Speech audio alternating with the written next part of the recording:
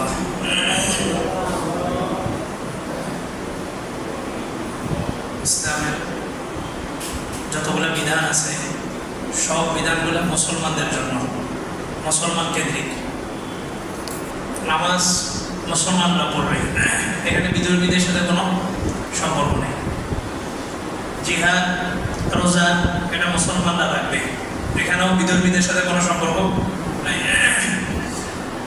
হজ, জাকাত সবগুলো ইবাদতের ক্ষেত্রেই মুসলমানরা স্বতন্ত্র, নিজেরাই এটা পালন করবে, এখানে কাউকে ডিফেন্স করতে হবে না, অন্য ধরনের কোনো আলোচনাই এখানে আসবে না।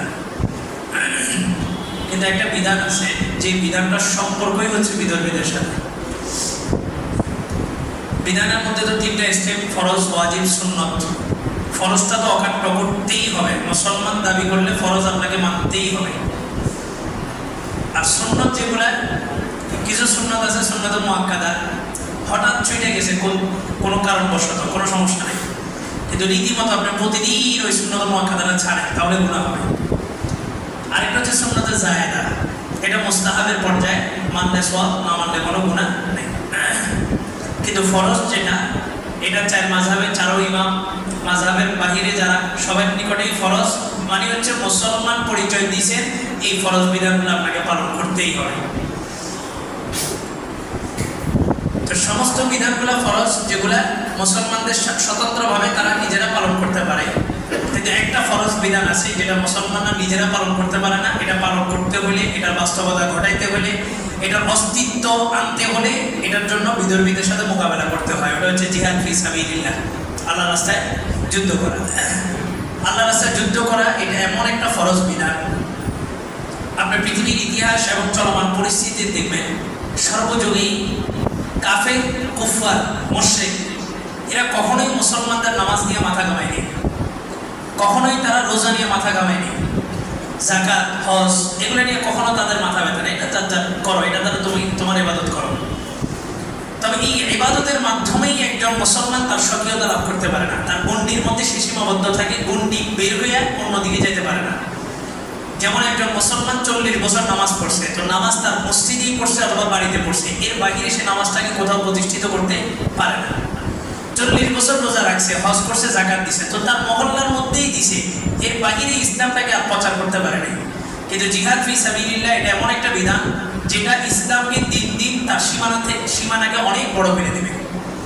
জিহাদ কখনো মুসলমানদের সীমানার ভিতরে হবে না, জিহাদ যখনই হবে মুসলমানদের সীমানা থেকে শুরু হবে, সীমানা বর্ডার বড় করা শুরু হবে।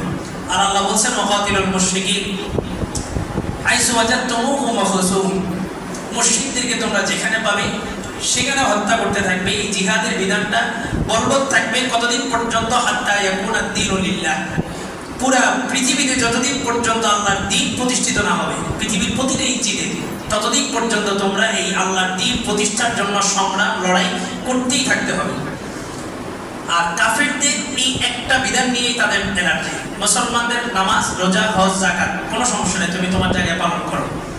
তার সমস্যা শুধু ওই এক জায়গায়, জিহাদ ফি সাবিলিল্লাহ। আর এমনভাবে এটা সমাজের মধ্যে এস্টাবলিশ করা হয়েছে যে এখন জিহাদ একই জিনিস, সংগ্রাম, সশস্ত্র যুদ্ধ, এটা যদি মুসলমান করে তাহলে এটা হয় জঙ্গি, টেরোরিজম, ক্রাইম। আর এটাই একই জিনিস, একই পদ্ধতিতে মুসলমানদের বিপক্ষে যদি করা হয়, ওটা হচ্ছে মানবতা। পুরো বিশ্বের মধ্যে এখন মুসলমানরাও এই জিনিসটাই তাদের কনসেপ্ট তৈরি হয়ে গেছে যে মুসলমান করলে, টুপি দাঁড়িয়ে ওলা লোক যদি কাজটা করে, এই কাজটা হচ্ছে কি জঙ্গি। অথচ আপনার বিবেকের কাছে যদি প্রশ্ন রাখা হয় যে একজন আপনাকে মারতে আসতেছে, আপনি কি করবেন? একজন আপনাকে হঠাৎ আক্রমণ করতে আসছে, ইন্ডিভিজুয়াল একদম স্পেসিফিক, আমি নিজে, আমাকে মারতে আসছে, আমি কি করব? আমি কি বসে থাকবো না লড়াই করবো? তো পৃথিবীর যত জায়গায় মুসলমানের উপর আপনার এখন হামলা হইতেছে, আপনি তাকায় দেখেন মুসলমান অ্যাটাকিং পজিশনে যায়নি, তারা ডিফেন্সের পজিশনে আছে।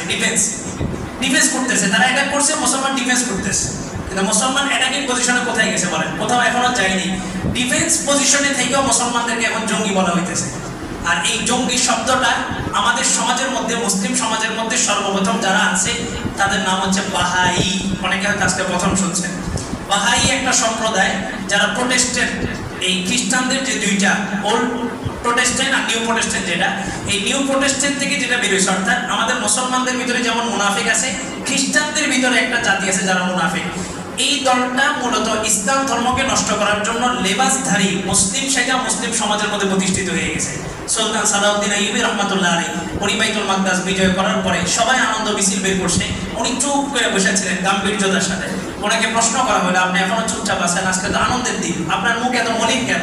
তো বলে যে গোয়েন্দার মারফতে আমি জানছি এখনো পর্যন্ত বাইতুল মাকদাসের এরিয়ার ভিতরে অল্প ফিলিস্তিন, গাজা, জেরুজালেম এই এরিয়াটার ভিতরে 3000 আলেম আছে যারা আলেম নামে সমাজে পরিচিতি আছে, কিন্তু আদৌ তারা আলেম না, তারা খ্রিস্টান মিশনারি বাস্তবায়ন করতেছে। এই সম্প্রদায়ের নাম হচ্ছে বাহাই।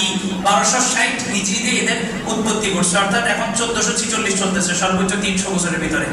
এদের কাজই হচ্ছে এরা মুসলিম লেবাসদারি এসব মুসলমানদের ভিতরে মুসলমানদেরকে নর্মালাইজেশন করবে, এই জিহাদটাকে একদম স্বাভাবিকভাবে করবে। যে জিহাদের জন্য অনেক শর্ত আছে, জিহাদের জন্য আমির থাকা লাগে, জিহাদের জন্য এটা থাকা লাগে, ওটা থাকা লাগে, এটা ওইটা ওইটা বহু কিছু। আল্লাহু আকবার। অথচ আল্লাহ রাসূল বলতেছেন, তোমার নামাজকে যদি সেভ করতে চাও, তোমার রোজাকে যদি সেভ করতে চাও, হজ, যাকাত সব কিছুকে যদি তুমি নিরাপত্তার চাদরে বেষ্টনী আনতে চাও, তাহলে তোমার একটাই মাত্র পন্থা, সেটা হচ্ছে জিহাদ ফি সাবিলিল্লাহ। এটাই রাসূল বলছেন ইসলামের 5টা খুঁটি। এই 5টা খুঁটির উপরে ইসলাম নামক চাদরকে বিছায় দেওয়া হয়েছে, আর মাঝখানে কোনো খুঁটি না থাকায় চাদরটা মাঝখানে নিচু হয়ে গেছে। আল্লাহ রাসূল বলেন, জারওয়াতুস সানামিল ইসলামি আল জিহাদু ফি সাবিলিল্লাহ।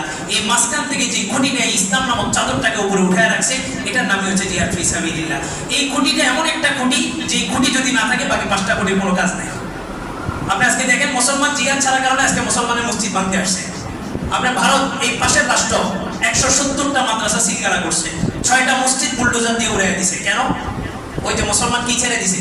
জিহাদের বিধান ছেড়ে দিছে, আর মুসলমানরা জিহাদের বিধান ছেড়ে দিছে, এই জিহাদের বিধানটা তারা গ্রহণ করছে। আল্লাহ তাআলা কথাগুলো বুঝার আমল করার তৌফিক দান করুন। দাঁড়িয়ে কথা শুনে